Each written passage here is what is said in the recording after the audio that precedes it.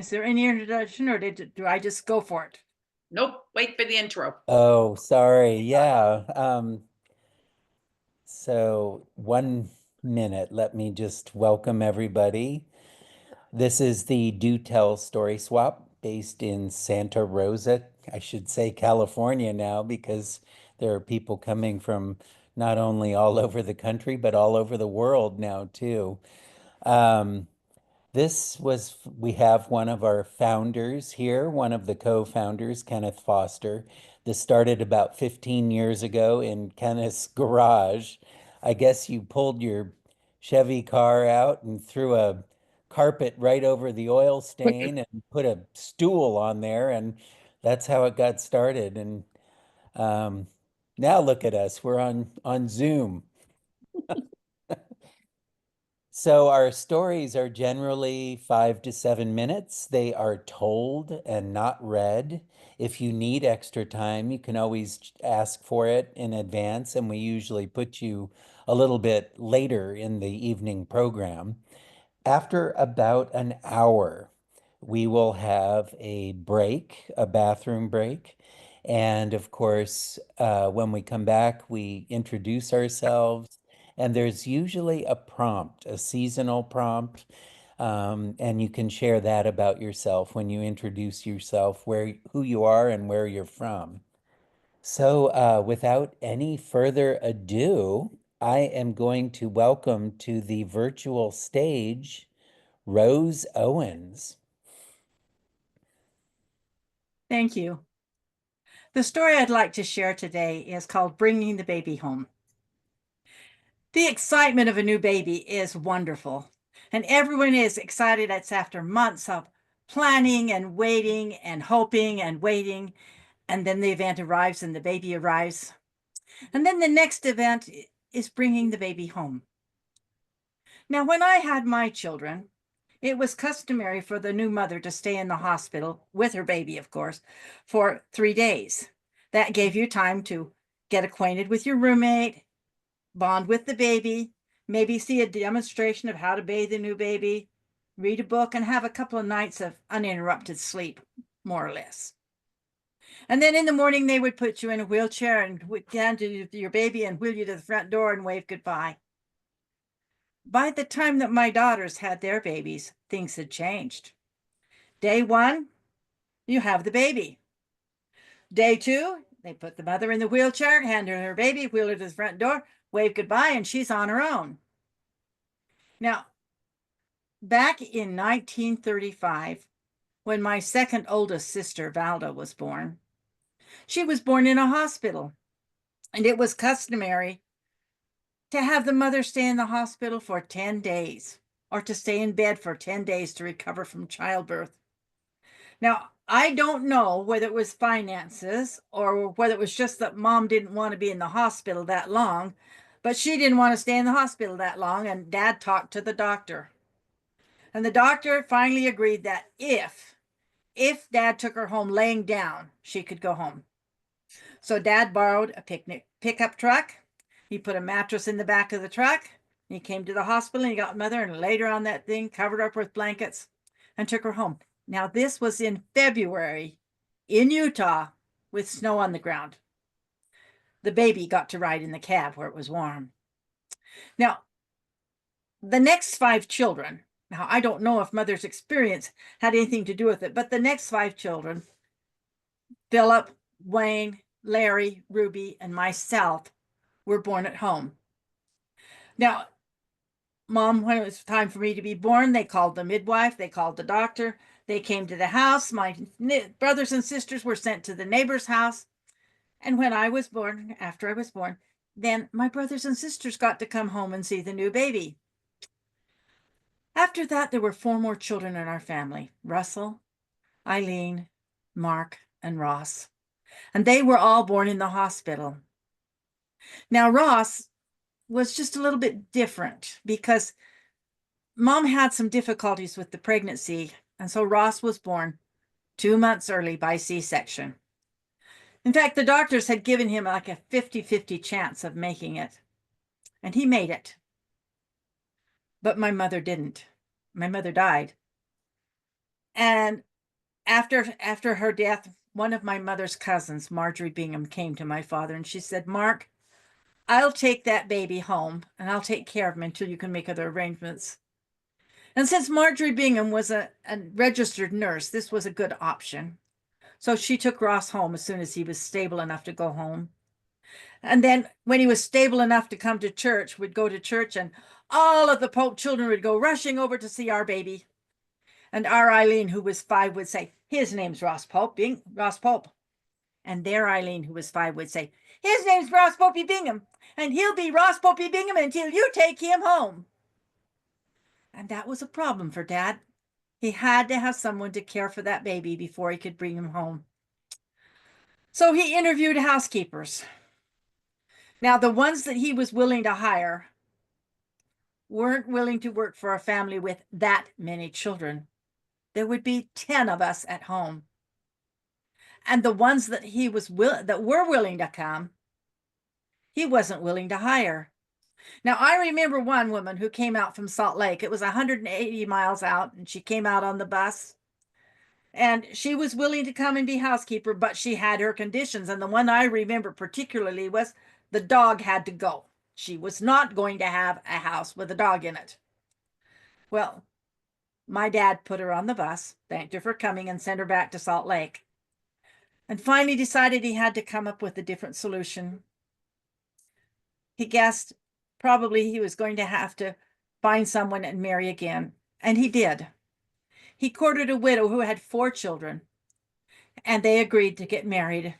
So after Mom and Dad were married, and her 4 children, her 4 younger children, Lorraine, Grant, Carolyn, and Joanne were moved to our house, it was time to go get Ross. Now, my new stepmother said, I can't do that. I'll cry and she'll cry. And she said, Valda, you go with your dad to get the baby. Valda said, no, I can't do that. And she said to Philip, my oldest brother, she said, Phil, you go with your dad. And Phil reluctantly agreed that yes, he would go with Dad to go get Ross. And that was the plan until my dad heard about the plan. And my dad said, no, you're going to be this baby's mother and you're going to go with me to get it. Mom said, but I'll cry and she'll cry.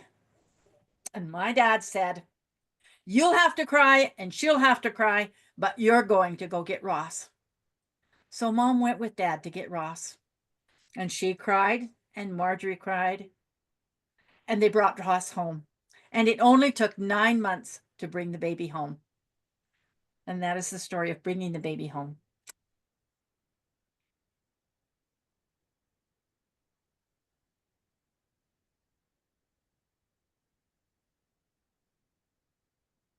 Wow. Well, thank you for that, Rose. My gosh, that just kept growing the family. I thought you were going to say, and we tried to find a helper after now we had 14 children in the house, and of course, no one would be able to help you with 14 children. Oh, one brave woman married my dad and And she did it all. became the mother. Actually, there were actually 16 of us. My oldest sister was already married, and my oldest stepbrother was working in Salt Lake. Wow. And it's amazing, yeah, how things have changed.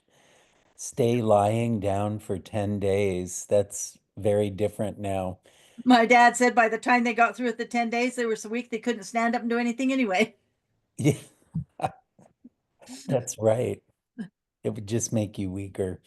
I could not believe when they sent, we were in and out in the same day, I think. And they sent us home and I really felt like we probably shouldn't have been allowed to go home with this child. We knew nothing about parenting and no one really explained anything to us. It Yeah, was really a big step. Well, thank you for that story. thank you. And next on the list, Meg, you're going to be telling a story, is that right? Wonderful. Please welcome the leader of the Do Tell SWAT. I was going to say chair, but you don't call yourself a chair. Well, I'm not the only leader, let's put it that way, but Oh, I try to do my part. Yeah. Hello, everyone. So I was looking for a story about well, a couple months ago now, and couldn't figure out where to find a story. And then I remembered on our website, we have a whole list of stories that Catherine Fairley had gathered up and that Sharon Elwell had translated, transposed, and she's got them listed there. They're all posted. So if you are looking for a story, don't know where to go to that last page of the website and you'll see a whole list of stories that you can check out and figure out and tell. So just wanted everybody to know that it's a great resource. So this story is called The Wish Ring, and it's a North American story. Now, once upon a time, there was a young couple, and they had each come to the marriage with a field, but the fields were not together. Still, the young man, husband, would go off every day and he would work the first field. And then he would have his lunch as he was going to the second field, and then he would work that for the rest of the day.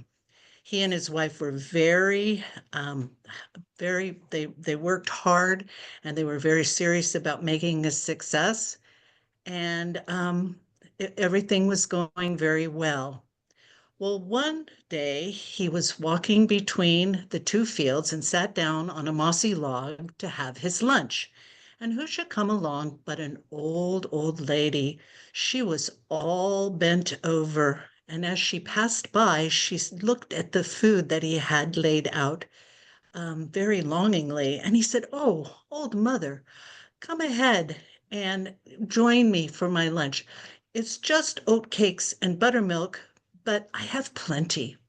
And so the old woman sat down with him and they shared their meal. When they had eaten, the old woman stood up and she turned to the man and she took a plain gold ring from her finger and she held it out to him. "Oh, no, mother, you do not need to pay me." She said, "This is not payment. This is a gift for your kindness and generosity. It is a ring that has a wish in it. You just put the ring on, turn it 3 times, and you make your wish. But there's only one wish, so be very careful what you wish for." And she went on her way. Well, the young man went and worked his second field all afternoon, and when he got home, he showed his wife the ring and told her that it was a magic ring and that they could have a wish. Oh man, they had so much fun talking about what they could wish for. "I would like a castle. I could be a princess," said the wife. "I could have a big ship. I've always wanted to be a sea captain," said the young man. And then they went on dreaming of things. "We could have a gold carriage. We could have a diamond as big as our fist." But then in the end, they settled down and they said, the most reasonable, sensible thing to do would be to buy the piece of land between our fields so that we would have one big piece of land. Why don't we wish for that?" But then the husband said, I think that we're hard workers and we're good at saving. And if we just work hard, save our money, in a couple of years, we would be able to buy that piece of land and we'd still have our wish. And so they agreed that would be good. And sure enough, in the next few years, they were able to make enough money to buy the piece of land and join up their two fields. They were doing quite well. So then the wife said, "Well, now it might be useful to have a horse to help us to work the land. Why don't we wish for a horse?" Said the man, "That's a good idea, but I think we could save up and make the money to buy a horse ourselves. We'd still have our wish." "Oh, yes, that's a good idea," said his wife. And so that's what they did. They worked hard. In about a year, they were able to buy a horse to help them on the land. And they were working hard and being very successful. Things were good.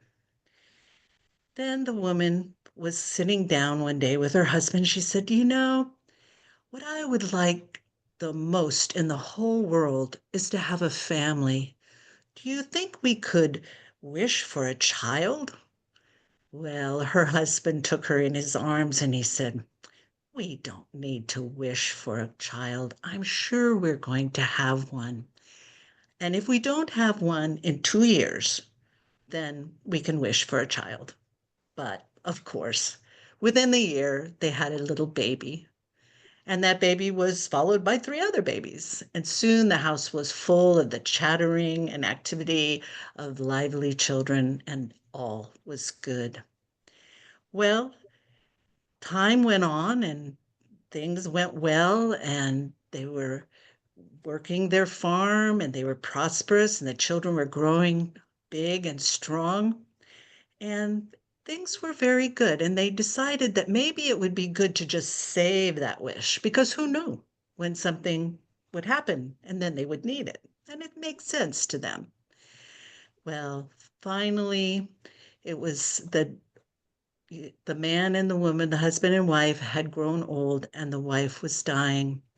And as her husband sat there with her, holding her hand, he said, "I know what I want to wish for. I want to wish that you won't die, that you will go on living for me." But his wife said, "No, no, sweetheart, we have had such a good life. I'm tired and I'm ready to go. You save the wish for when you will really need it." And so he did. Well, a couple of years later, the husband died and the children were preparing his body for burial when one daughter said, "You know, I'd like to have that ring that father has always worn. He seemed to love it so, always turning it upon his finger. And I'd like to have it. I think that mother must have given it to him, and so it was very special." But the other three said, "No, that's right. Father always turned the ring, and mother always looked at it often. But I think it was very special to him. I'm sure she gave it to him, and I think it should be buried with him." And so they buried the man with the ring and the wishes unwished.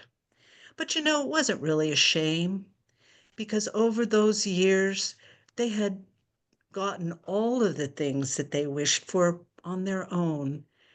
And so that was the best gift of all. Snip, snap, snout, this tale's told out. Mm. Wow. So you found that in the Catherine Furley collection. That's Right. wonderful. In that So, list, in that list. It's a sweet little story. yeah. How did you go about finding it, Meg? Do you browse through or just read Oh, all the stories? I look at our website quite often, Mhm. to see what's happening. And I've been reading a lot of the stuff that we've got posted up and thinking about it. And when I do sometimes I find a story just, out there, but a lot of times I have to look for them. you know. Yeah. I don't have, I'm not very much of a personal storyteller, so I have to and I just love those old traditional stories. And Catherine, there's a lot of them. There's a lot of them listed there, and you just click on the title and it'll bring it right up. Mhm. And yeah, they're great. So I'll probably be doing that more often, actually. Yeah. No, it's really nice. So check them out, Maybe especially if maybe you're looking for. at the break we could look at the website Oh, with everyone sure. too. That'd be Yeah. great. Yeah, let's do that. Well, thank you, and thank you for featuring the archive really for the first time, I think, right? It's It's been wonderful. a lot of work and I think it's can really pay off. So let's do it. Great. And so next up, all the way from tomorrow, we have Rainu. Okay, Once upon a time, in a small village, there lived a washerman called Ramaswamy. Ramaswamy had a donkey because he needed a donkey to carry the dirty clothes down to the river and carry the clean clothes back again. But his donkey Bhima was a sleepyhead.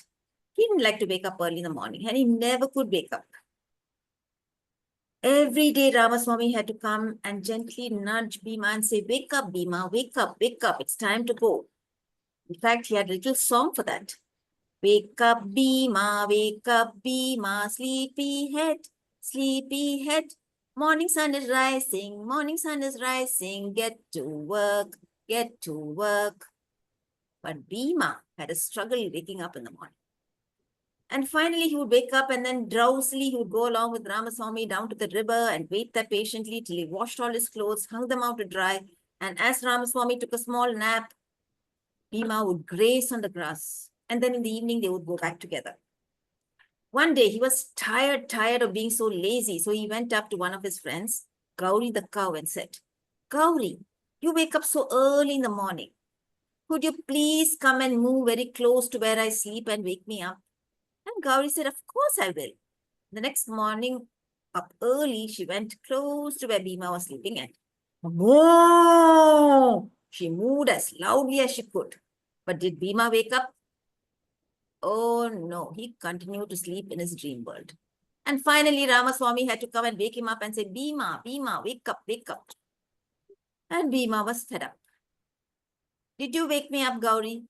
"Yes, of course I did, but however loud I moved, you didn't get up." And that evening when he was coming back, he saw Moti the dog. And he said, "Moti, you wake up so early in the morning and you're always barking. Can you please come to where I sleep and bark loudly in my ear so I'll wake up?" And Moti said, "Of course." The next morning, Moti went and said, but no way was Bhima waking up. "Oh, why do I have to be so sleepy?" thought Bhima. He didn't really like being like this. He liked to help Ramaswamy. He was so kind to him always. He never ever kicked him, never ever beat him. So next evening when he was coming back, he saw Kallu the crow and he said, "Kallu, I know you wake up really, really early in the morning and I hear you cawing away right through the day. Can you please wake me up tomorrow?"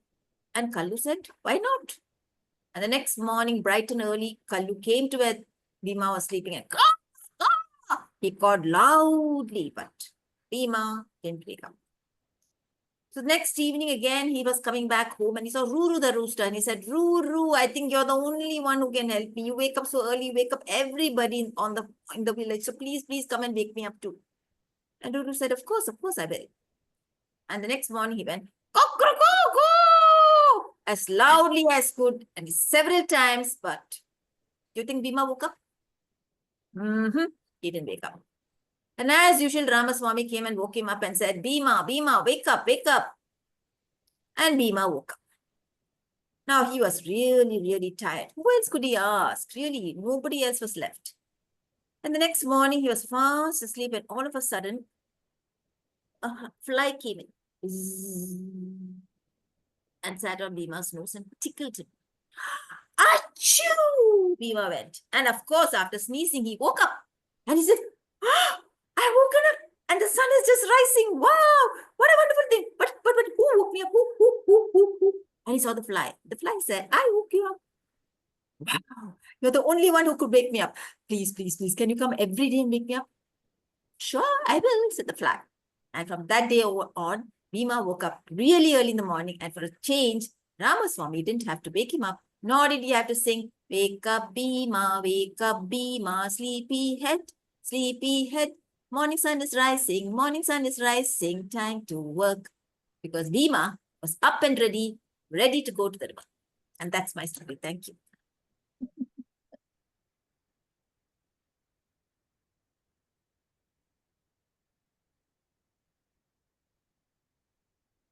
Wow. What an interesting name for the sleepyhead donkey.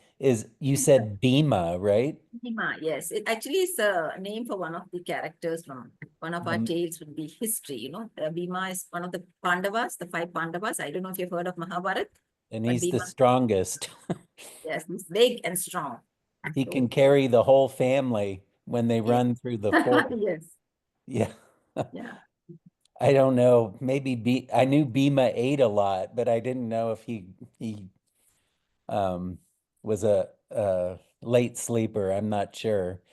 But I actually, really there's a whole resource available. It's called Pratham Book Story Weaver. Anybody can access it. It's free for everyone. Lots and lots of stories. So I can put it up in the chat. Even you people can access and you can look at the stories. Hmm. They even have STEM stories, so it's easily accessible. I really like how you did the animal sounds, especially the cow.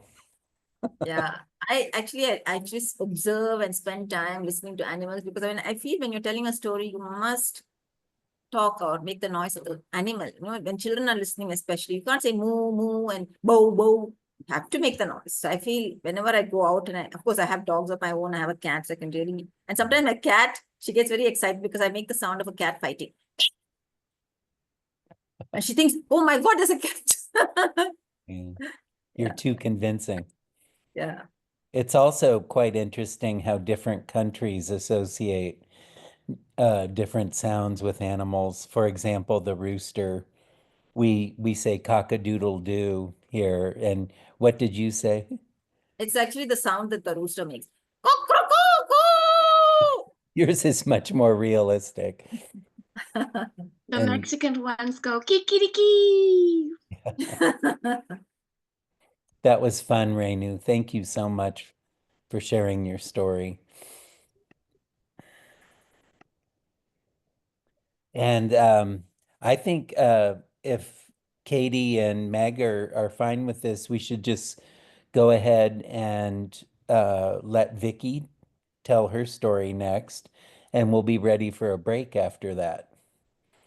Wonderful. So please welcome to our virtual stage our own Vicky Ness. Hi there. This is a new story, so bear with me. The shadow puppet man came into the village every summer at night, and he'd set up his table with his lantern and light it so that a full moon of opalescent light shone on the stucco wall opposite. And the villagers would gather, the children, the men, the women, because they loved to hear a good story. And that's when he would get out his shadow puppets.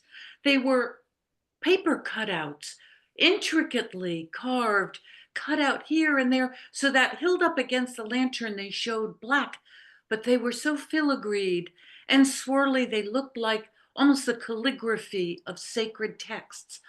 Oh, they were beautifully crafted. So here was the king, and in his dark crown were cut out stars that glowed, and swirling fabric, his mouth open in a shout of victory, and his sword. And there was the evil demon, ooh, just a lump of a thing, with little half circles of scales cut out, and a snarl and a fang and a little greedy eye. Oh, the characters fought, and it was a magnificent fight. And little Aliana, who was 11, knew all the stories by heart by now. You see, every single time, courage would win out over cowardice. And every single time, generosity would win out over greed and goodness over evil. Oh, she knew them all by heart, and she loved to see them play out in black and white against the stucco wall.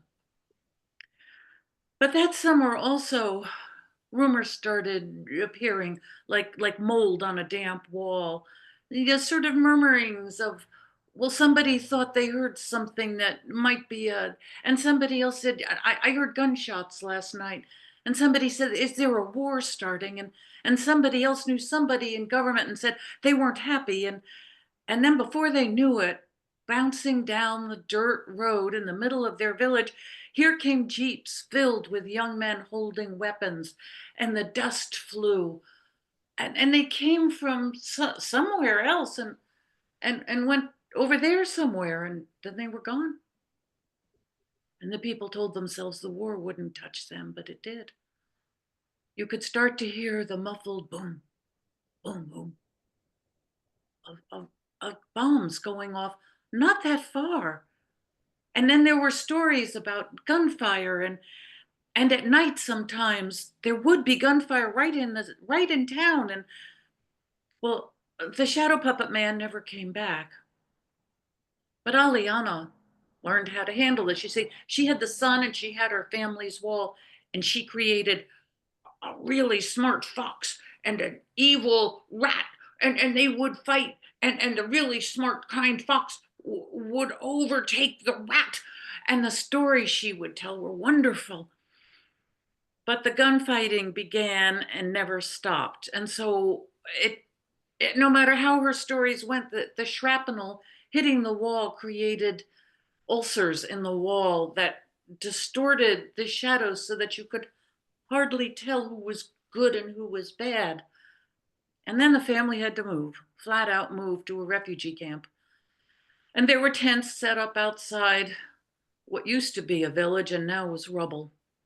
And it was winter and the rains were coming. And the tent walls banged in the winds. And the rain fell and rivulets of muddy water. And every day was tinged with not enough to eat, not warm enough, not dry enough, and gray, gray, gray every day. And Aliana watched as her good father cheated a man out of rice so that his kids could eat. And she watched as a neighbor very quietly, very subtly signaled to soldiers where another neighbor was hiding so that the soldiers wouldn't discover his wife. And she learned that sometimes to survive you have to betray, and sometimes you have to lie and cheat, and sometimes you have to kill. And in that gray muddle of rubble and rain, the days went on until suddenly popping up here and there bright sunny days, and spring was coming, and the family could move back to their village, which is what they did. And they were lucky. They had 3 walls standing and most of a roof. And so with the help of a little tarps, why, they had a home, sort of speaking. And Aliana was given the job of dragging a salvaged wagon down the road with containers for water every day. And on her way down the main road, she saw where the merchant stalls had been, there was rotted awnings that had fallen down and a broken table and a couple of broken crates. But where the produce man had been, you see, why, everything had been scavenged by animals, and huge melons, their rinds sticking up like ribs, and mucky greens that had gone into the ground. Well, after the monsoons, you see, the seeds had taken into the mud, and there were three squash plants with paper thin flowers. And there, over there was a pea plant that was sprawling and lurching its way forward, trying to find a trellis to crawl up. And best of all, there was a little tiny sunflower plant, its broad leaves already shrugging in the light. So she dug all those up and took them home and planted them right next to her family house. And she cared for them and watered them. And sure enough, 3 months later, she could add squash and beans to the family meal. And they were so proud of her. And she was proud too. But the thing that was most amazing for her was the sunflower. Now, it didn't grow to 5 or 6 feet, which is what it was supposed to do. And it didn't have the big hubcap size flowers. It only grew to about 18 inches, and the flower was wizened and twisted. But slowly, little baby fingers of petals came out. But they were such a beautiful yellow. And they stirred her soul so much that Aliana knew. Okay, she didn't know how she was going to get through the next day. And she didn't know where the family would be a month from now. But she knew who she was going to be when she grew up. She was going to be a gardener. Well, sure enough, about a month later, the family had to move out of their town, out of their country into another country, refugees, immigrants.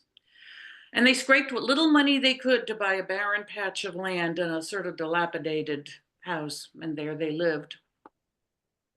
All her older brothers and sisters and her father fanning out every day to look for some way to make money to bring it back home.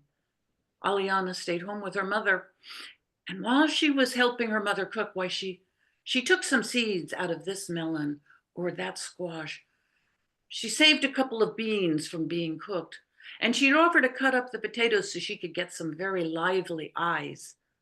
And all of these she planted outside in well-tended ground, and they grew. And before long, she was adding to the family meals, and they were so proud of her. And she was so proud. They said, "Our little gardener." And she was so proud. "I am a gardener." Yes. They were so proud of her, they gave her money for seeds, and her gardens grew. And every year, her gardens grew. And everybody was so proud of her. And then when she got to be about 16, well, she could go to the marketplace and sit there with all the other vendors, a little bench against a sunny stucco wall, a table in front of her, and there she'd have maybe tomatoes and eggplants, maybe potatoes and greens, always jars of herbs and bowls of seeds, and always a little bucket of flowers right next to her, some of them wild, most of them cultivated, with their funny faces looking this way and that. And there she would sit. And she was so happy that as a gardener, she could bring something home to her family almost every day. But what she really loved was watching the shoppers come down the line. And she could tell the ones who were native born and those who were refugees because she knew them, she understood them. She could see in the funny way they looked at things, that skimming across the surface and looking at everything and seeing nothing, and how they fingered their coins, their few coins in the pockets, and checked out the cost of this squash or those beans, and measured it all very carefully, suspended between a fearful future and a painful past. Their present moment was just a thin line of, well, maybe I could get 3 squash and that would fill the family. And they so wanted this narrative of normalcy, a line of narration that said everything was going to be okay. And you could see them telling themselves this, but it was sort of like reading a novel by the light of firecrackers. Flash, oh, we had a home and dark. Flash, oh, yes, we were healthy and happy. And flash, yes, well, we did. We made a good living. And the sentences were broken and the words were wobbly, so they weren't sure that they could even trust the narratives they were coming up with. And Aliana could see this. So when they came to her little place there and they looked at her produce, she interrupted their thought and said, "Here." And she handed them a flower, and unconsciously they just took it. And they stared at it. And that's when Aliana watched their faces grow softer and a small smile appear, and she could see that they were leaving the land of black and white shadow puppets of right and wrong and good and evil and justice and punishment and even forgiveness, beyond all that land.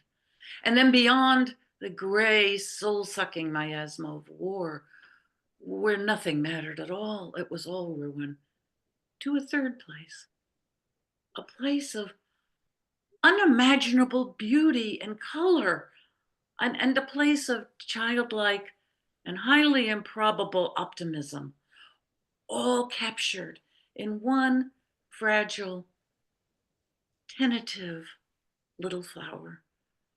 And then they'd pull themselves back together and they'd mumble something about the cost and hand it back to her. And that's when she'd say, "No, no, free, free." And they'd pull it close to them and a small smile would happen. And she'd say, "Free." And that was why she loved to be a gardener.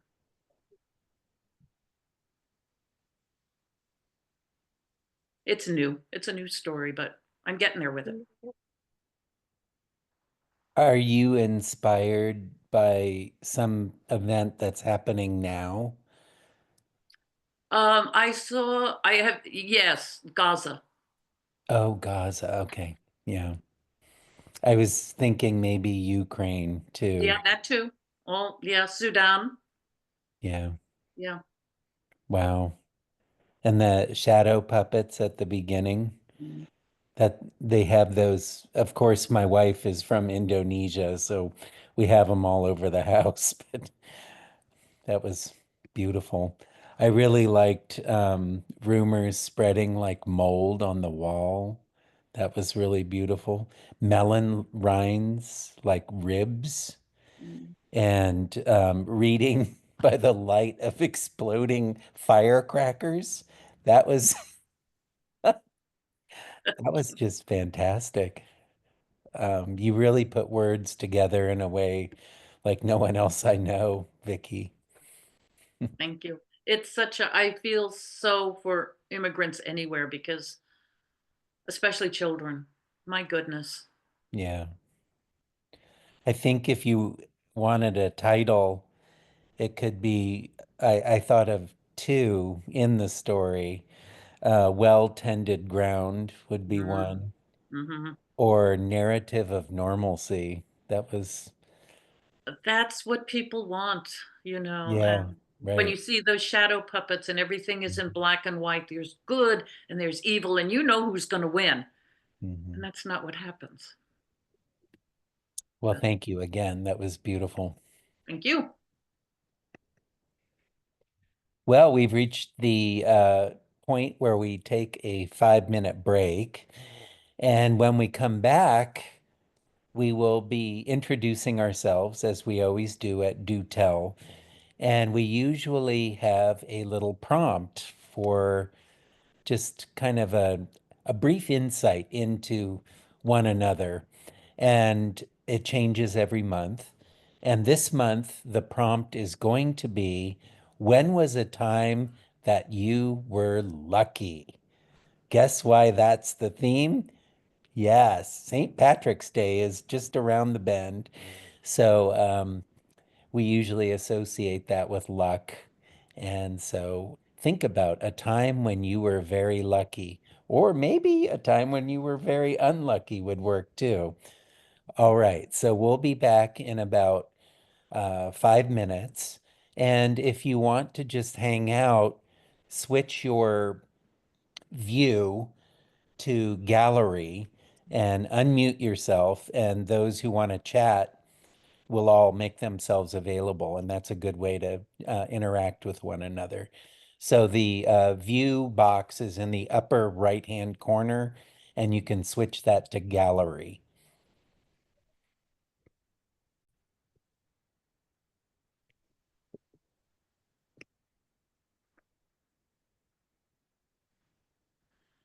Welcome back, everyone. I hope you had a nice break. We had a nice chat. And we will be introducing ourselves to one another shortly. The prompt for this month is briefly tell about a time when you were lucky. And it's funny because I didn't think of one, but I am feeling very lucky to be part of this community, which seems to be growing. I mean, we have people in Utah, as we will see, and Seattle, and sometimes Minnesota. Is that right, Sharon? And of course, we have two members joining us all the way from India tonight. So that's absolutely wonderful. My name is Brandon, and I live in Santa Rosa, and I'm a high school teacher here. So I'm just going to pass it over to Vicky. Ah, okay. This is not a story of good luck. Okay. 30 years ago, before I met my wife, so that's 35 years ago, I was working and um, I had a date lined up in a very swanky bar. I was going to meet her after work, you see, and I wore my coolest outfit.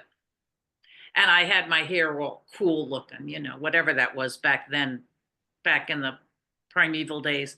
And everything was set up, everything was perfect. I knew exactly how to talk and what to say and all this. I had it all worked out. And I had to work a little late, so that's fine. That's good. But then I left out the office building and I was feeling pretty sharp. And the office door locked behind me.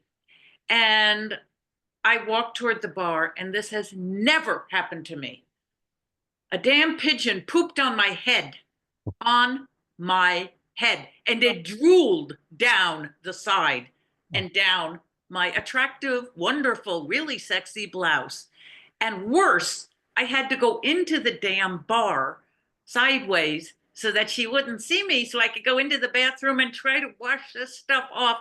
And of course, there I was with a blouse that was sopping wet here and hair that was flat and wet here. And yeah, so that was that. Yeah, pigeons. I don't like them. I don't like them. And my name is Vicki Ness, and I live in Sebastopol, California. Now, Vicky, in my wife's culture, it is lucky to be pooped on. So that Nope. could be a story of Nope. both. You don't buy Nope. that, huh? Okay. Well, next up, we have our fearless leader, Meg Brown. Hi, I'm Meg Brown, and I live in Forestville. And well, I'm just a grandma and a Sunday school teacher. That's where I practice all my stories.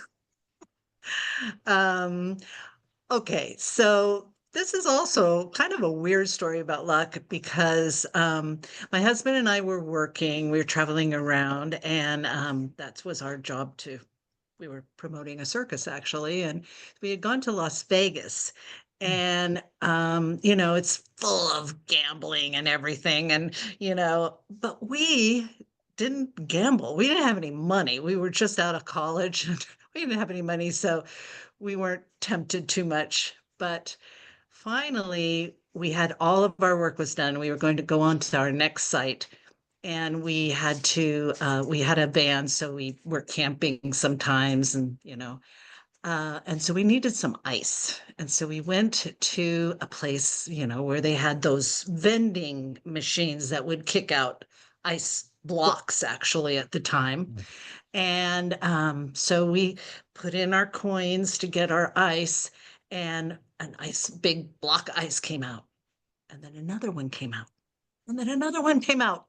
And we were like, oh my gosh, we hadn't done any gambling, but here we have won the jackpot on ice. And that is a true story. Just like coins coming out of the one-armed bandits, right? Just Chunks of one money. after the other one. That's great. Now, did you say you were promoting a circus? We were. I We think you're traveled going to have all to across tell the country. everybody about that. Maybe Yeah, next month. there's some circus stories there.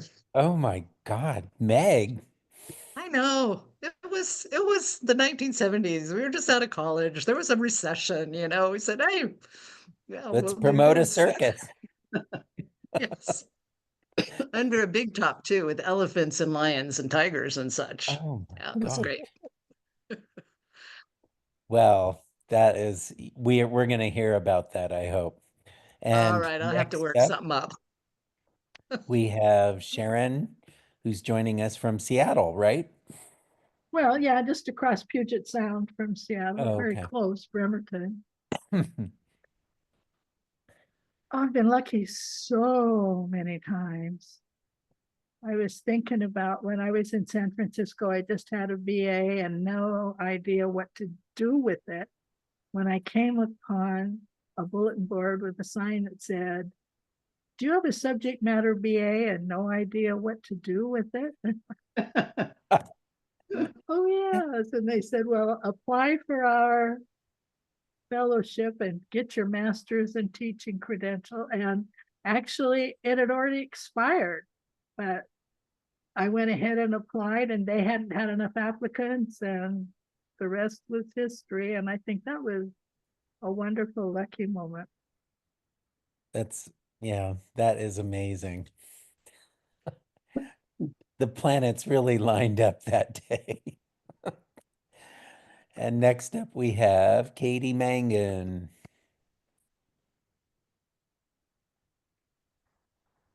Hi. I just spent about 10 months in Canada and gone home. It was Christmas time, and my father said I had to get a job, early 20s.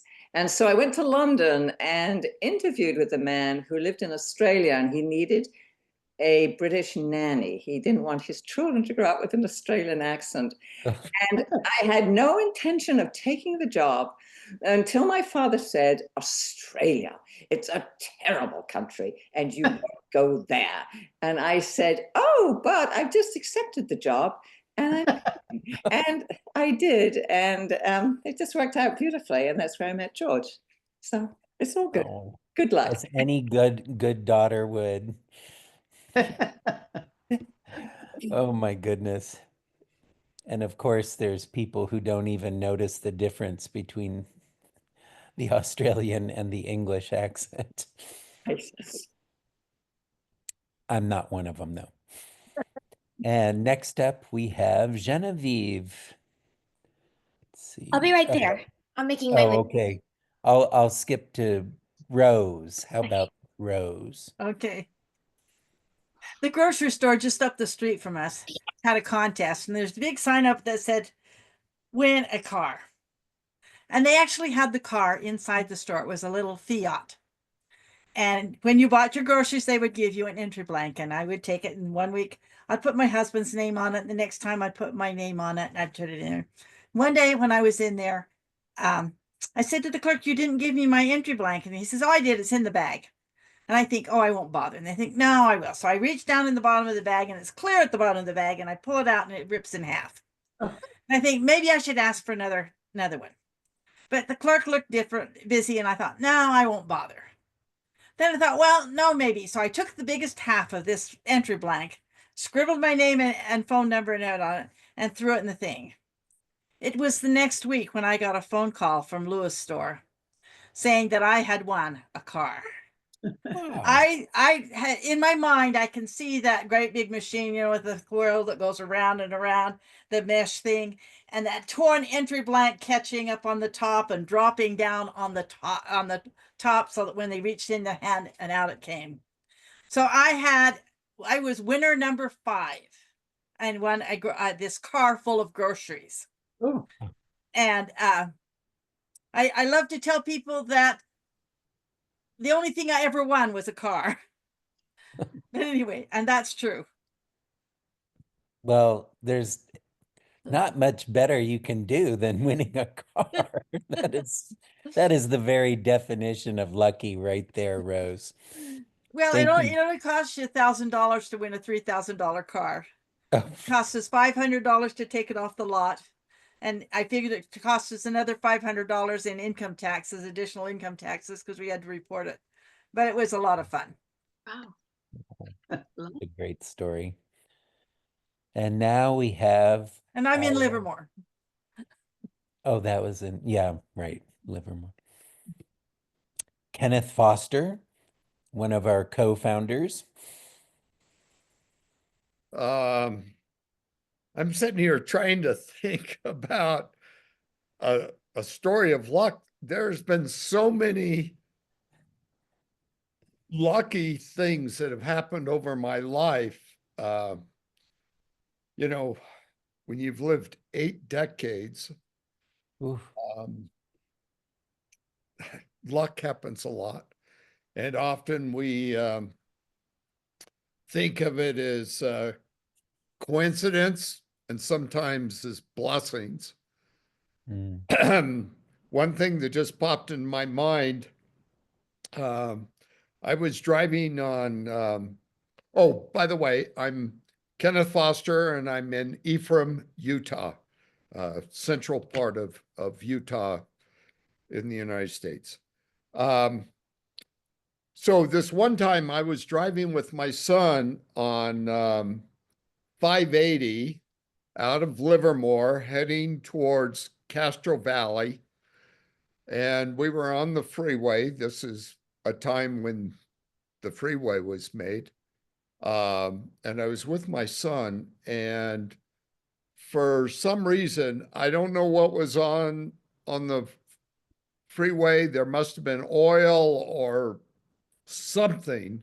I have no idea what was on the freeway, but I hit this slick spot in the road, and the car that I was driving spun around 3 full circles and came to a stop at the edge of the fast lane. And I was not hit by anybody. I didn't hit the wall. It was luck, miracle, blessing, I don't know. But it was scary. And my son just looked at me and said, "How did you do that?" And I said, "I don't know how I did it."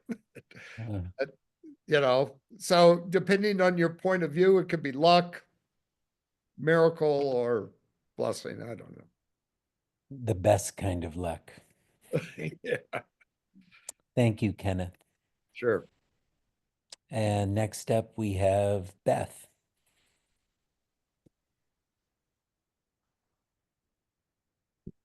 I'm unmuted. There.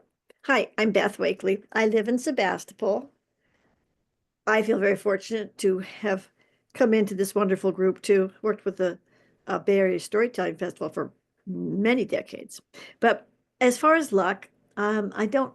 Just recently we had that big wind, and I guess we're in for another one here soon. And we have a piece of property. We've been here 48 years now.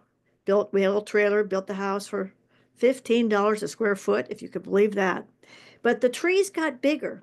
And in that time, the squirrels put little acorns and the blue jays and so forth. And so I have this incredible woodland and all kinds of other eclectic, ecological kind of a wilderness. But it's anyway, what happens with redwood trees in the wind sometimes is their boughs come down.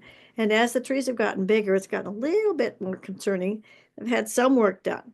But I was just last week or 2 weeks ago, I guess, it was down the driveway and it seemed okay. I saw some big limbs that had come down. I said, okay, we're pretty safe. It's only broken a little bit of a gutter. And I came back home, and when I went out again, half the tree had cracked and impaled itself. And I am so lucky, I think, this is luck to me. It did not come on into my garage. It hit the neighbor's yard, not their home or anything. Some plants were damaged. So we worked that all out, but it was a surprise, but I feel very lucky. I did have to put out the checkbook to get the tree trimmed and shaped out. So whenever I look up and see this half of a tree, I'm thinking, well, I didn't have to lose the whole tree, but I didn't have to lose my house either, because the next time it fell, it would have gone the other way for sure. So nature is, every morning I wake up and I'm just so grateful to have this little piece of property. And someday I'll turn it over to someone else when I can't take care of it anymore. But I'll always have time for stories, and always grateful that you're telling such great stories. Thank you. Thank you, Beth. And coming from Oklahoma, we have Chester. Hi, Chester. Hi there. Oops, hit a button here. Can you hear me now okay? Yeah, great. First, let me tell you, I'm here because somewhere Vicki and I crossed paths Zoom-wise, and she told me about you guys, and so I thought I'd check you out. And so far, it's been a very, very pleasant evening. And anyway, I'm from Oklahoma. I'm a part of a group called Territory Tellers, storytelling here. I mess around here in Oklahoma and also a little bit in Texas. We just got through from the Texas deal, Texas Festival, which was a pretty good weekend, except I'm tired. And but I'm old too, so that kind of explains that. So just a couple of things. You guys were talking about recording earlier. I just want to share one thing with you. You may be aware of it, but if you have an iPhone and someone calls you, you can record it, and then you hit a button and it will transcribe the recording. Now, it is like what someone earlier said, it's a little bit garbled at time, but it's still a whole lot better than typing from scratch. Mm. And I've interviewed a couple of people like that where I get the transcript, then I go back and clean it up, but it's still a whole lot easier than just typing it from the beginning. Now, going back to your luck theme, my mom said I was the luckiest person she ever knew. And so I got to trust my mom, even though we butted heads a lot, but and she was meaner than I was, but I think she's probably right because I've been pretty lucky all my life. I've had a pretty good life. So it's very nice meeting you folks, and if it's okay with you, I may tune in again one of these days. Chester, we really hope so. That'd be really nice to have you again. Thank you. And maybe we could hear one of your stories. Well, I could try that. I did also. Do you do poetry? Occasionally, I do a poem or two. Okay.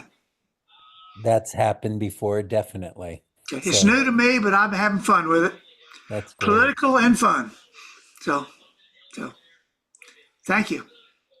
Thank you. Vicky, did I already ask you about your luck? Pigeon poop. Yeah, that's right. Sorry. My feed gets all jumbled but I know I have not asked Walter. Hi, Walter. Hello. Okay. Can you hear me? Can you hear Yes. me now? Yes. I was in a place called Magadan. It's on the Pacific Ocean, and it's in Siberia, Russia. I was there in January, and it was below zero. Magadan was during Stalin's era, it was the relocation camp for anyone sent to a gulag. If you were condemned to a gulag, you got sent to Magadan, clear across Russia to the Pacific Ocean, and then you were reallocated into a labor camp somewhere in Siberia. Hmm. We had been there on business. We were standing in an airplane hangar, ready to get on our plane and leave, when a man pulled up in a car with his son.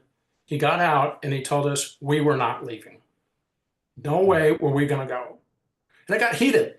I do not speak Russian, so I had my translator going with me. And if you find this, my translator said, just stop translating because the language was bad. We were going back and forth, back and forth.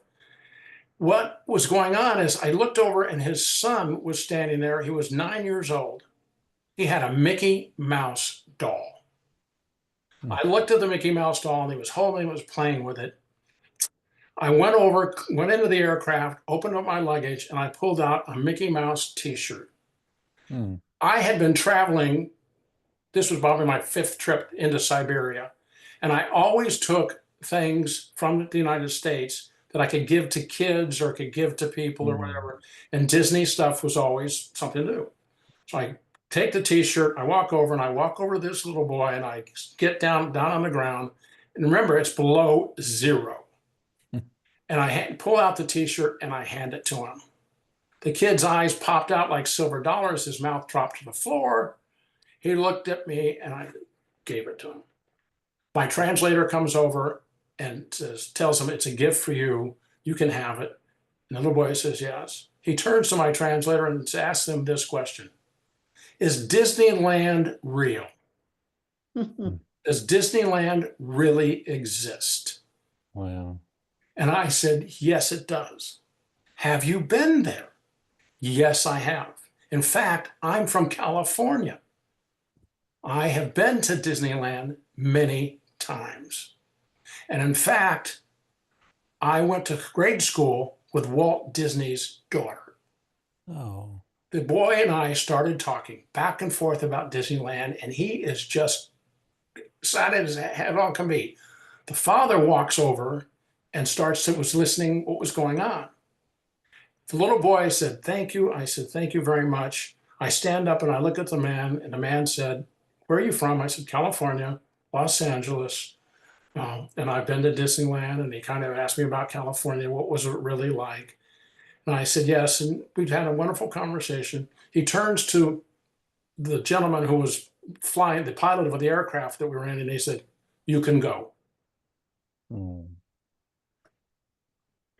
Wow. That is a beautiful story. Thank you so much, Walter. My pleasure. I prefer I prefer folk tales, fairy tales instead of personal stories. Well, that was a good personal one. Yeah, It was a message. I mean, children really are the way to our hearts. yes. Does Yeah. anybody do anything with puppets? We haven't had too many puppets, have we? But that doesn't mean that can't happen. Okay. Did Renew do puppets at one point? Oh, Renu did. You did a Yeah. puppet. You did. Yeah, she did, I think. Yeah, it was really cool. Puppets are great. Are you a puppeteer then? I'm working on it. Oh, Yeah, my mom loved puppets and she made her own and she's a great storyteller. So I think they're just a wonderful tool to draw your audience in. Great, great. Nice to have you here. Thank you for Thank you. coming. Do you My have pleasure. any? Professional, Well, but I use I puppets. now live in Sacramento. Oh, okay. Oh, I moved from LA to Sacramento 30 You're years. not far from us. No, not far at all. In fact, I was in Petaluma 2 weeks ago. Oh. Two Renu, you puppets did a too? puppet, right? Yes, yes, I do use a lot of puppets. Mm-hmm. I do kamishibai as well, the Japanese style of storytelling. Well, tell us about when you were lucky. Oh, me? Okay, I think my luckiest day was 28th of Feb 1991 when I met my husband. And I don't think he will consider that his luckiest day in his life because I've been quite a handful, short-tempered, angry, fighting a lot with him in those early years. And I think I realized that I'm so lucky is because when I went through the severe depression between June 22 and Feb 24, he really stood by me. He was very patient, understanding. Mhm. And I used to wake him up every night because I couldn't sleep day or night. And I would tell him, get up, get up. And then only once he shouted at me and said, can't you let me sleep? And the next morning he came and apologized and said, I'm very sorry I shouted at you. And I said, you have every right to shout at me. I don't think I would like to be disturbed like that. And then he said, since childhood, I've always decided I've neither the right to raise my hand or raise my voice at anybody. And I think that's the moment when I really, really appreciated and loved him for who he is. And I think that's why I said that was the luckiest day in my life, because I met a wonderful partner and a wonderful husband who's been with me right through, which I never realized all these years. 33 years since we got married. And I think now every year that passes, I consider myself extremely lucky. And I have two wonderful daughters. I'm very lucky where they're concerned. I have two lovely dogs. I think I'm very lucky. I live in a nice big house, with a nice big garden. I love trees and plants. And I think I'm really, really lucky. Thank you. Oh. Mm. Renu, you sound full of gratitude. That's wonderful. Yes, my heart is full. So next up we have Vina.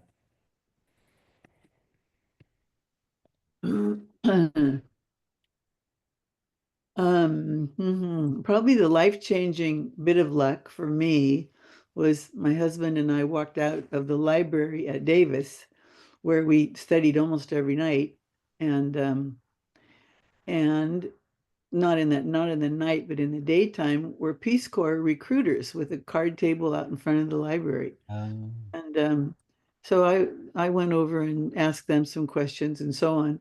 John was not quite as sure this was a good idea as I was, but it was life-changing for me to make an application to Peace Corps and get accepted and sent to the Caribbean for training, and then to Sierra Leone in West Africa, and have 2 years there to learn people from a whole nother culture. So for me, that was really the biggest life-changing good luck. Nice. That sounds like the adventure of a lifetime. Yeah, it was. Thank you, Vina. And next up we have Genevieve. Hi. Well, we have our little tiny confetti bits of luck, and then we have some bigger ones. So, Renew, I'm with you. The first thing I thought of was when I went into a mediation session, and my husband was the leader of the mediator team, which led to our getting together. But just as your husband said, about never raising a hand or raising a voice, the thing that was so special when he proposed to me was that he said, I can only offer you one thing. I'll never take you for granted. Mm. And whenever I'm at a wedding of somebody, I share that story with them because I think it's truly magical. But the thing that really is filling my heart, first of all, I want to again thank you for the storytelling. I have allowed myself to be far too traumatized by the situation of our country so far that I've been unable to even tell any stories or think about telling any stories. And so my job is to remember that we each carry light. And so this gathering tonight has been very, very important to bring me back. And I know I can relate to some of the things that you shared. But what I feel I'm very lucky for is my father used to say, Mija, you must always remember your heritage, but never, ever forget to be grateful for being here in this country. And so what I feel most lucky is to have spent the majority of my life in the United States of America, when it was the beacon of democracy for all of its warts. And may she long live. That was very beautiful. Thank you. Let's see. Next. So we have, yes, Sri. Good. Thank you for turning your camera on.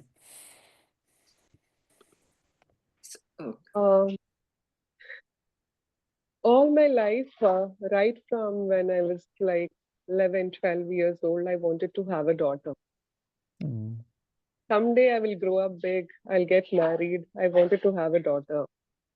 And I wanted to bring her up without any prejudice of gender inequality, and wanted her to pursue her own dreams of whatever she wanted to, career choices and all that. And got married early, and then for some time I didn't conceive. And finally, after there's a treatment called IVF, in vitro fertilization, and I conceived.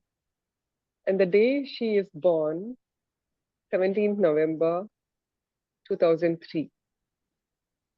Till then, I was not revealed it's going to be a daughter, because in India it is prohibited gender knowing tests, because in villages and because of the population, because of some other systems, like there is female infanticide.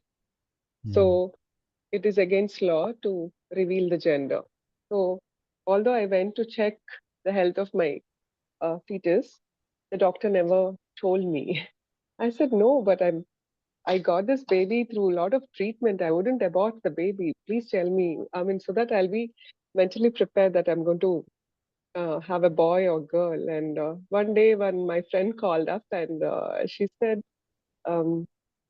I said, everybody around me seeing the shape of my tummy, everybody's saying it's going to be a boy and how I wish it's going to be a girl. And that friend had a 2-year-old daughter. And I said, if it is going to be a boy, I'm going to give the boy to you and take your daughter, Anjana. My dad overheard that. And he said, whatever the baby it is, just wish for a healthy baby. How can you be so fanatic about having a daughter? And the baby had cord around the neck, according to this one. And they decided to operate, go for a C-section, because the baby was a very healthy baby. And I told the doctor, if you give me complete anesthesia, I wouldn't know what is the gender of my baby. And I would be the first one who wants to know the gender of my baby. The doctor said, don't worry. We are going to give you an epidural. It is good. I mean, you won't be, first you will see your baby, then only we will take your baby outside the cell. And I could feel all the noises, everything happening. And finally, they take out the baby and they said, oh my God, this baby can be directly sent to a well baby contest. Your baby is such a beautiful baby. She's so pink in color. And the most beautiful baby we have seen in recent times. The helpers to the doctor, gynec, everybody were talking and they said it's a girl. And I named her Moonlight in my local language. Oh, Vanilla, it is pronounced as. And she is my angel. Of course, later I was blessed with another daughter.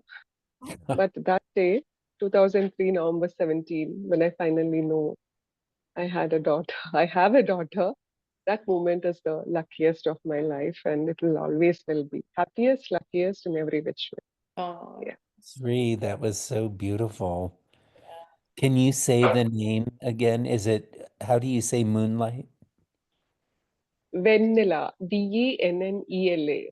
And many a times, when she was in first grade, her friends who couldn't pronounce vanilla used to call her Vanilla, and she used to come home and cry.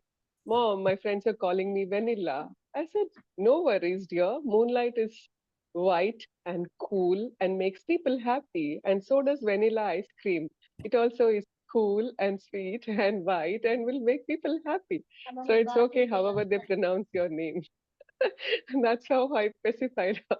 Yes. That was clever. Moms have to think on their feet. Let's see. Deb, can you turn your camera on? Yay. Hi, Deb. Hi, out of the tree hole. Good evening. Luck is where I find luck. I think it's a lot about gratitude for the luck that I have.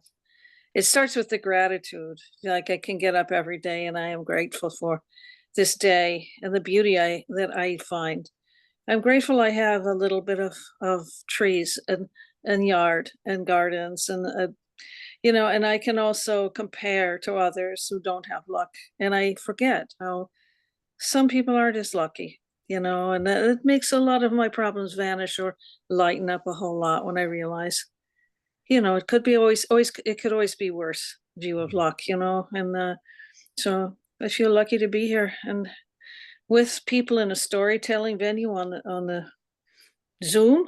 That's pretty good luck, 'cause, It doesn't get any better. and good tellers. I get to sit here and listen. I appreciate it. All the stories tonight.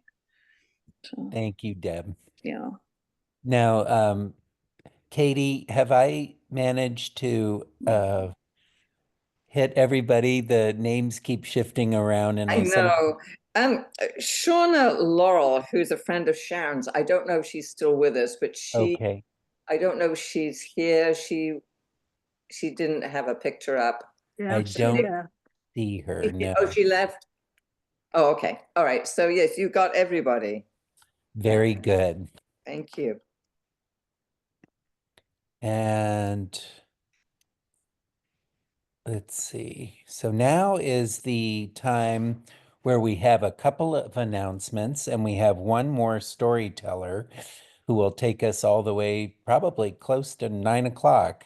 It's amazing. Sometimes it doesn't seem like we have enough stories and then it just magically becomes very, very full. So I'm going to turn things over to Meg, who's going to make an announcement or two. Let's see. There you are.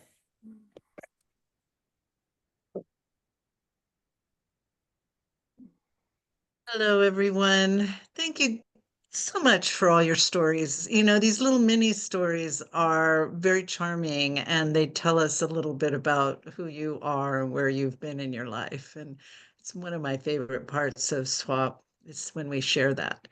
I'm going to be really quick because there's only a couple things that I came across.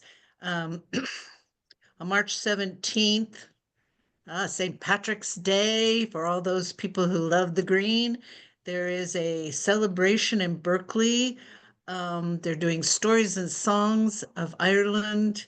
And it's also a virtual, it can also be streamed. So you can do it virtually instead of going down to Berkeley. And you can find all the information on the SAC website, the Storytellers of California website. they have that, a nice little poster up there so you can check it out if you're interested in that, celebrating old Saint Nick, or Nick? No, Patrick. Sorry, getting my saints mixed up. Okay, so that's one. Second is a reminder about genre. And as we mentioned before, Beth will be telling a story. A genre, it is myths, fables, fantasies, and fairy tales. It is March 19th, and it is from 7 to 8:30 p.m. on Zoom. And so, check that out. If you're a SAC member, there's no charge. Otherwise, I think it's just a nominal $5 charge. So those are two things that are posted up, and you can go ahead and check out that. There's also a lot of swaps out there. That also is information you can get off the SAC website. So I encourage you, if you're really wanting to get some stories, and to be honest with you guys, I think that the stories that we are hearing tonight and that we can hear from other storytellers are something that can really lighten the time frame that we're in. So take advantage of that. That's the thing to do. Brandon, were you able to pull up that page on our website to share, or do we have time for that? Maybe we don't.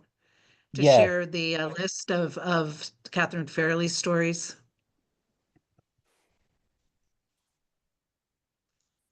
Yes. So this is the tab. What is the tab? It is swap summary. It's under yes. the fourth tab there, swap summaries, where we have a summary of all the stories that are told at that month swap, and some articles by the storytellers, but also all these Catherine Fairley collection stories that Sharon Elwell wonderfully put together for us in a beautiful way. Yeah, the graphic even behind the story was beautiful. So these are a bunch of stories that you can pick up on and make your own. They're all in the public domains. So they're from very different countries that Catherine was very interested in, stories from all over the world. And she collected them over a very long career as a wonderful storyteller. So if you're looking for a story, that is a wonderful resource to just go browse through them and find one that touches your heart. Thank you, Brandon. And I think we're going to be making a more comprehensive archive where you can do searches on topics and countries and things like that. So that's still in the works. Mhm. Anything else, Meg? Nope, that'll do it. Let's hear that last story. Okay. Oh, Vicky has something. Vicky, do you have something? Just real Yeah, quick, okay. office hours. If you want to practice a story, we offer half-hour slots, and Katie and I host, and you can just tell your story and practice. And that's on the first Tuesday of the month. And if you're interested, just email me or Katie or Meg, and we'll work it out. Thank you. And you'll get an email about that Tuesday before the sort of deadline to go ahead and let Katie and Vicky know that you want to do your practice. And I highly recommend it. Highly recommend it. Take advantage of their expertise and generosity in helping us to make our stories better, maybe, and but also just to give you the confidence to get on and tell your story. So look for an email like the Tuesday before, what is it, the first Tuesday of the month, and you can get that information how to contact Katie and Vicky to get signed up. Wonderful. And I'm looking for Sri. Oh, there you are. Sri, can you turn your camera on? Great. And so we're about to throw you up onto the virtual stage if you're ready. Yes, I'm ready. Just give me 1 second. Okay.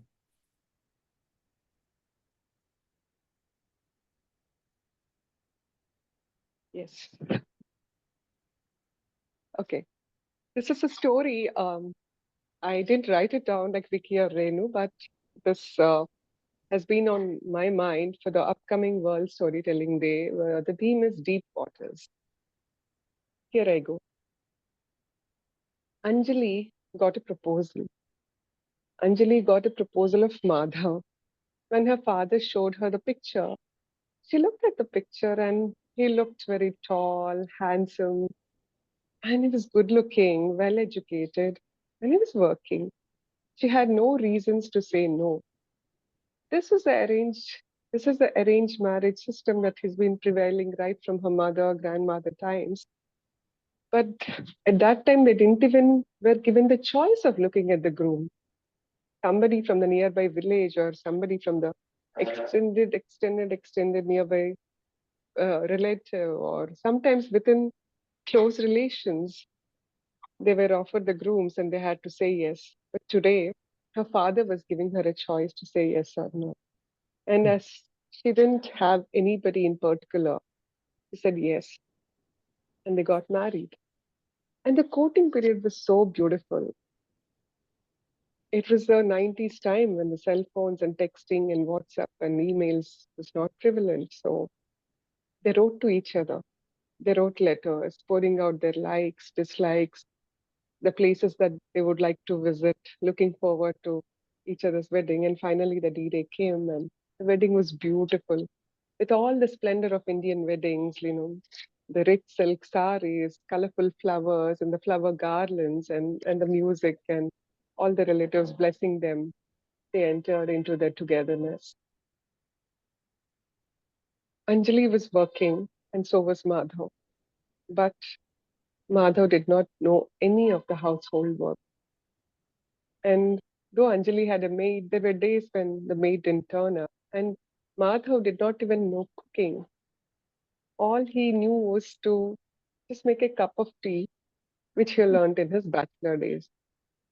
Anjali was an efficient cook because she always loved to experiment with other cuisine of other states who were her neighbors. So she always told her mother, Mom, you learned your cooking from your mother, and your mother learned cooking from her mother.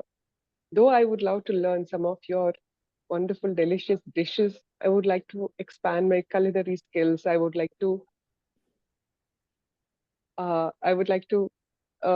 know all the other wonderful dishes that my friends bring in their lunch boxes to school. So she was an excellent cook. And one day, Anjali realized she conceived, and she was not able to bear the smells of different ingredients and all that. And she disliked to cook or enter into the kitchen. And she requested Madhav, I think it's time for you to learn a little bit of cooking. But Madhav was reluctant. He said, let's appoint a cook. And they appointed a cook, but somehow she did not, maybe it was her morning sickness or something, she did not like what the cook was giving. And later, slowly, Anjali realized once a baby was born that Madhav went about his day and night schedules as he always did. Whereas the baby kept Anjali up through the night. She had to feed her intermittently, and early morning she was getting up with deprived sleep, a lot of crankiness, and still she had taken a maternity leave from her work. But post maternity leave also, Anjali found herself in postpartum depression, and she didn't have the physical energy or emotional, that feeling of I'm here for you that she was expecting in communication from mother, which she never received. Days went by and she gave up her job. But she was always feeling restless and guilty inside that she had given up her career, which she was also very good at. And slowly the baby was growing. Ahana. Ahana was a beautiful girl and she was growing up day by day. And later on, Anjali was blessed with Aryan, a baby boy. And Ahana used to like to take care of Aryan. Ahana used to help her mother Anjali, and both the children started growing, and Anjali started realizing after the birth of her second baby that she has put on a lot of weight. That's when she took a liking to yoga. One of her friends advised her, if you do yoga, your body will be supple, and even in yoga you have these breathing exercises which will calm you down, calm your nerves and your restlessness, and maybe you'll find a calling. And that's what exactly happened. Anjali started going for yoga, and she slowly got so good in yoga that she herself started taking classes. She finished her diploma in yoga and she started taking classes. And she used to realize there are days when on Sunday or so that she would come back after taking an extra yoga class or staying back and telling the students, clearing their doubts. And even after coming home, her husband was up reading his newspaper, but he didn't even make an effort to make himself a tea. She had to come back and serve him his tea. And as days were getting busier and busier, she found herself being called to a lot of conferences regarding health and nutrition and yoga. But the restlessness in her also was equally growing. She was appreciated by everyone how beautiful she looked, how glowing her skin was thanks to her yoga and eating clean. And her daughter's friends all said, Auntie, you look so wonderful, so beautiful.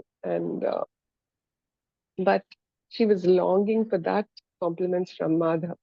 Madhav was getting day by day busy with his work. He had promotions in his um office, and he was so busy. And once he came back home, now the times were of the smartphone, and he used to be on his phone, he used to be on his laptop, and the restlessness just grew and grew immensely.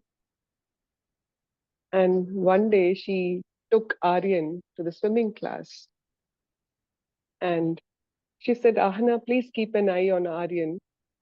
Let him not go towards the deep water side.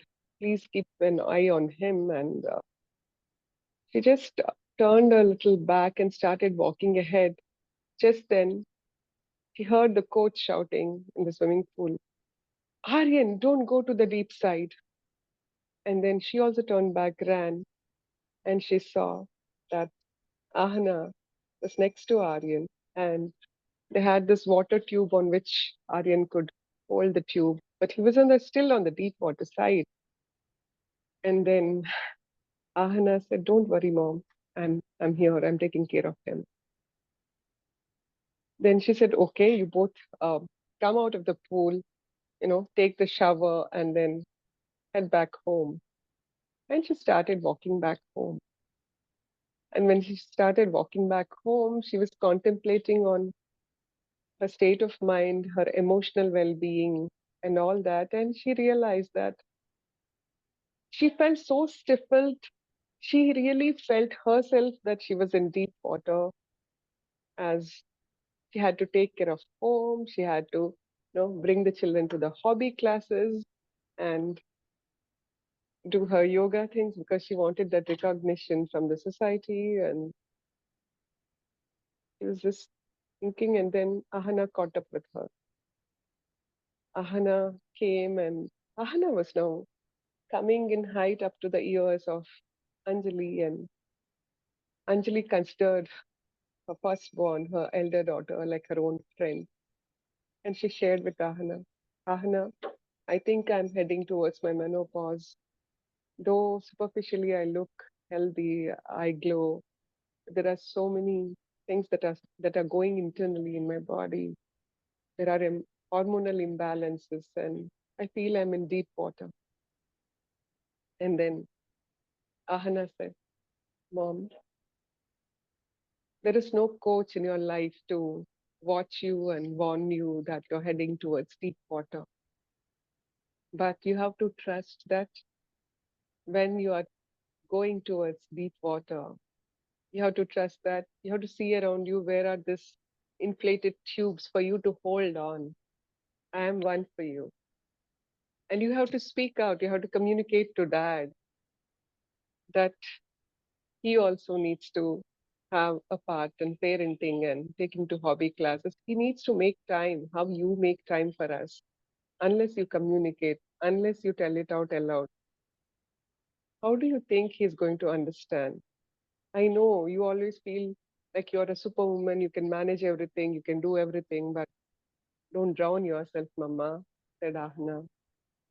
And that conversation with her daughter to hold on to this inflated tubes in life, metaphorically, was an eye opener for Anjali.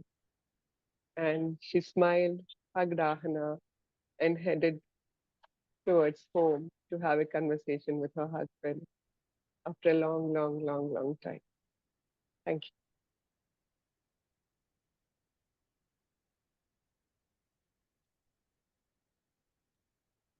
Wow, that was so beautiful.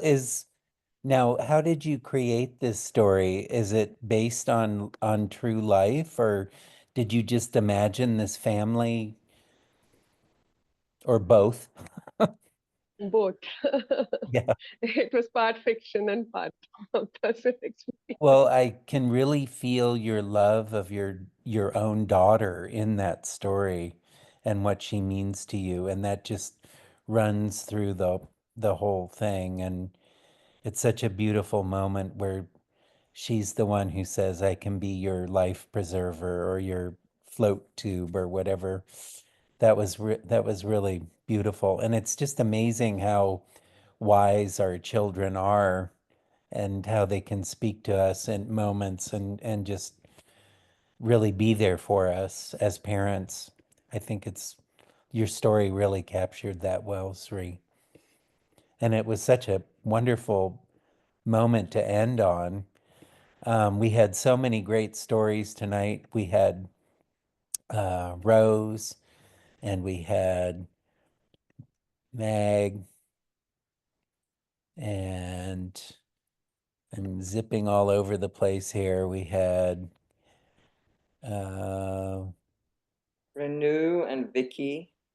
yes, where I think Renew left. Renew left. Vicky, where are you? I'm here. Thank you.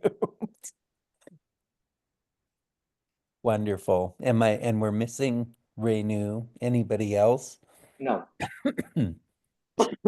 Well, I really liked what Genevieve, sorry, what Genevieve said about, these times being tough, but this evening and these stories that we shared together. I don't know about all of you, but when I came, I was feeling a little down too, but the difference in how I feel now compared to 2 hours ago is just extraordinary. And I hope you feel the same way. And I certainly want to thank everyone for that. And I can't wait until we see each other again in April. And until then, I hope you all have wonderful lives and share stories and hear many stories. Good night, everybody. Good night. Thank you. Thank you so much. Thank you. And as James Taylor said, they'll take your soul in if you let them, but don't you let them.